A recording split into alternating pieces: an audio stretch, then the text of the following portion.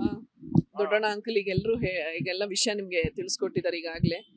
ಬೆಳಗ್ಗೆ ಈ ಸುದ್ದಿ ಕೇಳಿದಾಗ ನಮಗೂ ತುಂಬಾ ಆತಂಕ ಆಗಿತ್ತು. ಆದ್ರೆ ಈಗ ಬಂದು ಹೇಮಮ್ಮನ್ ನೋಡಿದ್ಮೇಲೆ ತುಂಬಾ ನೆಮ್ಮದಿ ಆಯ್ತು. ಯಾಕೆಂದ್ರೆ ಅವರು ಕಣ್ಬಿಟ್ಟು ನೋಡ್ತಾ ಇದ್ದಾರೆ, ರೆಕಗ್ನೈಸ್ ಮಾಡ್ತಾ ಇದ್ದಾರೆ. ಅಂಡ್ ಎಲ್ಲದಕ್ಕಿಂತ ಹೆಚ್ಚಾಗಿ ಅವ್ರಿಗೆ ಮಾಡಿದಂತ ಸರ್ಜರಿ ಸಕ್ಸಸ್ಫುಲ್ ಆಗಿದೆ.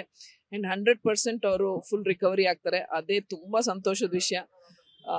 V are thankful to God and ಎಲ್ಲ ಆಸ್ಪತ್ರೆ ಸಿಬ್ಬಂದಿ ಇರ್ಬೋದು, ಡಾಕ್ಟರ್ಸ್ ಇರ್ಬೋದು, ಬಿಗ್ ಥ್ಯಾಂಕ್ ಯು. ಯಾಕೆಂದ್ರೆ ದೊಡ್ಡಣ್ಣ ಅಂಕಲ್ ಹೇಳ್ದಂಗೆ ನಾವೆಲ್ಲ ಒಂದೇ ಕುಟುಂಬದವರು.